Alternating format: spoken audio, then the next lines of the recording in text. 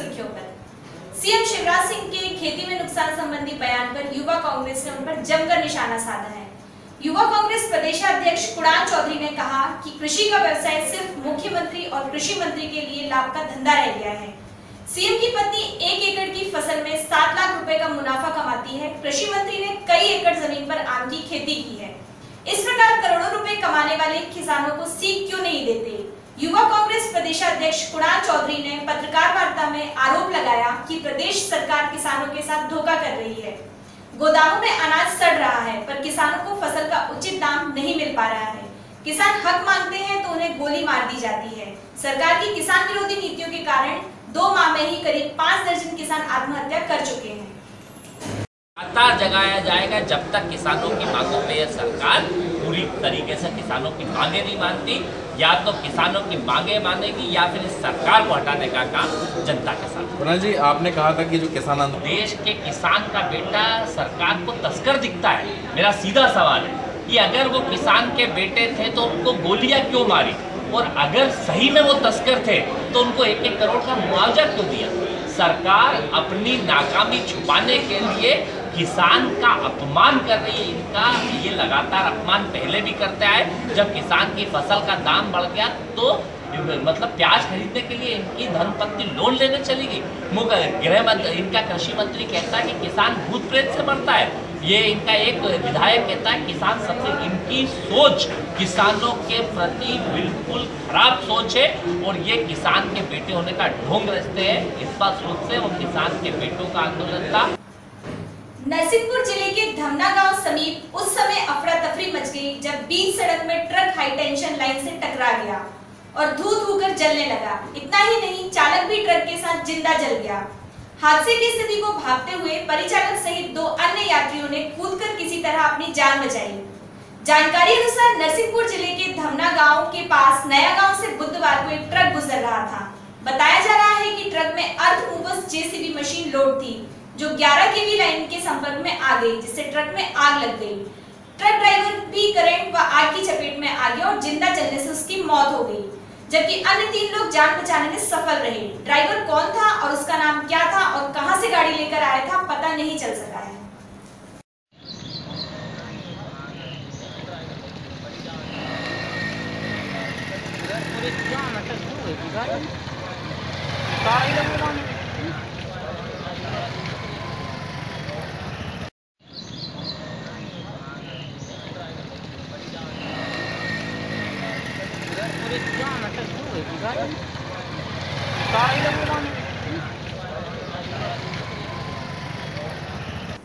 दिन दहाड़े घट रही चोरी और लूट की वारदातों से लोग सहम गए हैं।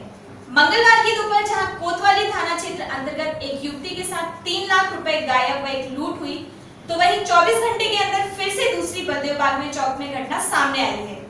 एक अज्ञात बदमाश महिला का पर्स छीनकर भाग गया है। शिकायत पर पुलिस ने प्रकरण दर्ज करते हुए मामले को जांच में लिया। जानकारी के अनुसार गढ़ा निवासी एक महिला बुधवार की दोपहर विजयनगर जा रही थी। जब वह लाडगंज थाना क्षेत्र बलदेवबाग पहुंची तभी रास्ते में अज्ञात बदमाश पर्स छीनकर भाग गया।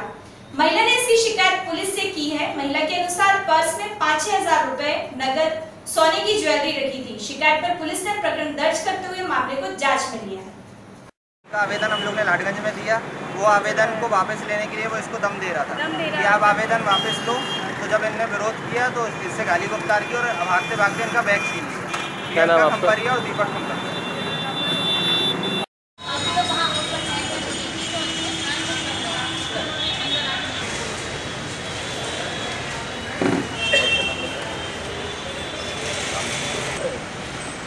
नहीं, आपको कहीं कोई थाने ना कहीं नहीं बताया जाएगा। और एक महिला हो, एक महिला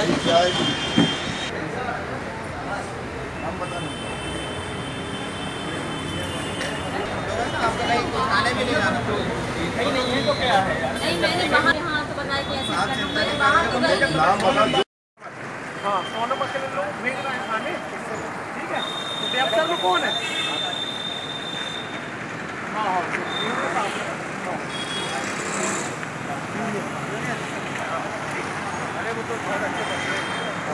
क्या हो गया? क्या हो गया? क्या हो गया? सर छाए में कुछ वहाँ आवाज़ आई चली। एक्चुअली मेरे साथ लूट हो गई है यहाँ पे। क्या बोलते मैं जा रही थी अपनी मौसी कहाँ और क्या बोलते उनकी बहू थोड़ी तबीयत खराब है, उनका जा रही थी। मुझे लगा यहाँ रिक्शा मिल जाएगा, थोड़ा पैदल जाके गई तो मैं उस बंदे को जानती हूँ। तो वो बंदे को जानती हूँ। तो वो बंदा आया और बात करने लगा। एक्चुअली उसका और क्या बोलते उसकी बहन जो है इनके यहाँ ऑफिस में काम करती थी, तो उसका पहले से विवाद चल रहा है कि उसने कई प्रकार क्या नाम आपका? मेरा नाम सोनम नाज है। क्या लूट के ले गए? उसमें क्या बोलते हैं 5-6 हज़ार रुपये थे, कुछ चिल्लर थी और क्या बोलते हैं टॉप्स थे, उसमें चैन। दीपक खंपरिया, SBI कॉलोनी। शहर में सुगम यातायात का सपना बस कुछ दिन का ही रहता है। जबलपुर में सुगम यातायात के नाम पर बनाई गई 55 करोड़ की सड़कों का दम टूटने लगा है। इनमें एक साल के भीतर बनी 20 करोड़ रुपए से ज्यादा की नई सड़कें भी शामिल हैं। बारिश से इनकी परतें उधड़ गई हैं और बड़े बड़े गड्ढे हो गए हैं। कमर तोड़ने को बेताब इन गड्ढों के चलते बाहर निकालना मुश्किल होने लगा है। अभी बारिश ने अपने तेवर दिखाए भी नहीं है। पिछले साल शहर के 15 जोन की सड़कों में बारिश से कुछ गड्ढों को भरने में 21 करोड़ 24 लाख खर्च हुए थे। 5 जोन गढ़ा बाजार, छोटी लाइन, रांची मुख्यालय व गोकुलधाम धर्मशाला में ही क्रमशः 3 करोड़ 59 लाख, 2 करोड़ 36 लाख, 2 करोड़ 87 लाख व 4 करोड़ 36 लाख रुपए बारिश में क्षतिग्रस्त सड़कों के पैच वर्क व मरम्मत में खर्च करना पड़े।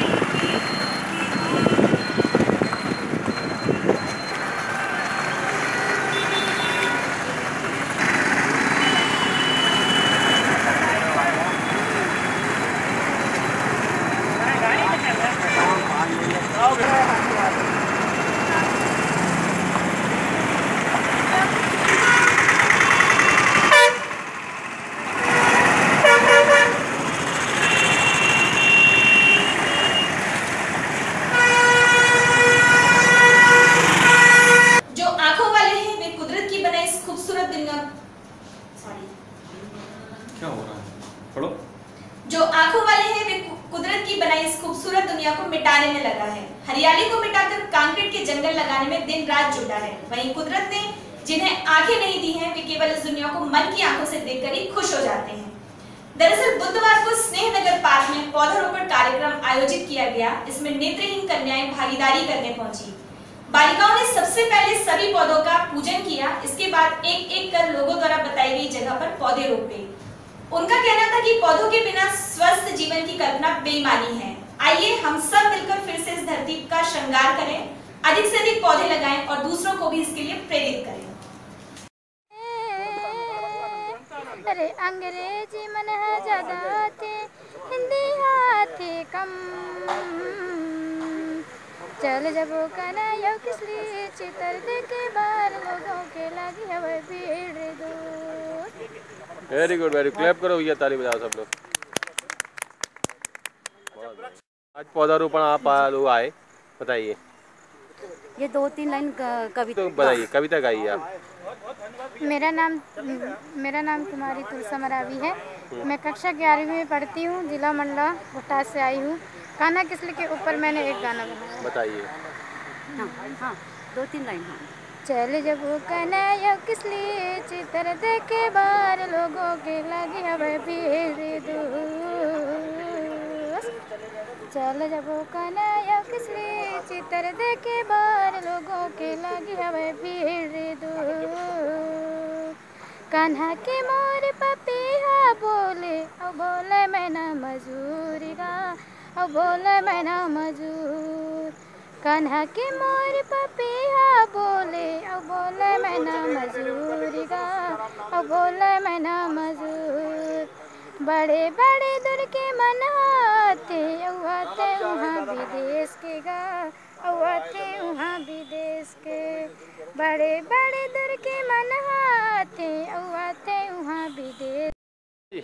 आज मैं बहुत खुश हूँ कि आप सभी लोगों ने हम सभी बहनों को इस पार्क में बुलाया और सबसे बड़ा काम जो वृक्ष लगाने का है यह हम अपने शुभ हाथों से कर रहे हैं। मुझे बहुत खुशी है और मैं ये सभी से बताना चाहती हूँ कि वृक्ष लगाएं और वृक्षों की कटाई को रोकें, क्योंकि अगर इसी तरह से वृक्षों की कटाई होती रहेगी तो एक दिन ऐसा समय आ जाएगा कि हम सभी भारतवासी और सभी लोग पानी को भी तरस जाएंगे, क्योंकि जल है तो जीवन है। इसलिए वृक्ष लगाएं और जीवन बनाएं। जिस तरह से माँ अपने बच्चों को पालती हैं उसी प्रकार से हम सभी मिलकर और वृक्षों की देखभाल करें।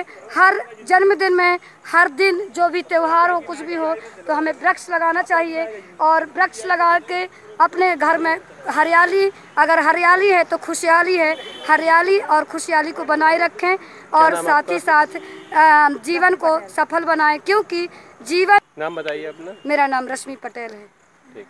पानी गिरे या ना गिरे, लेकिन बादल जब उमड़ घुमड़ कर आते हैं तो नजारा आसमान से लेकर धरती तक देखने लायक हो जाता है। कुछ ऐसा ही नजारा मंगलवार शाम जबलपुर में देखने मिला, जब शाम करीब 6 बजे उत्तर दिशा से चले आ रहे बादल जमकर मस्ती करते देखे गए। इनकी मस्ती ऐसी थी कि बिजली कड़कने लगी। बिजली चमकने का ऐसा ही नजारा हमने भी कैमरे में कैद किया है, जिसे देखकर आप रोमांचित हो उठेंगे। बुधवार को भी सुबह से ही धूप लोगों को परेशान कर रही है। उमस के चलते लोगों ने फिर से कूलर चालू कर लिए हैं। सुबह की आर्द्रता करीब 90% रही और तापमान 31 डिग्री के आसपास बना हुआ है। मौसम विशेषज्ञों के अनुसार बंगाल की खाड़ी और ओडिशा के ऊपर कम दबाव का क्षेत्र है। संभाग के जिलों में गरज चमक के साथ बारिश और बौछारें पड़ने की संभावना है।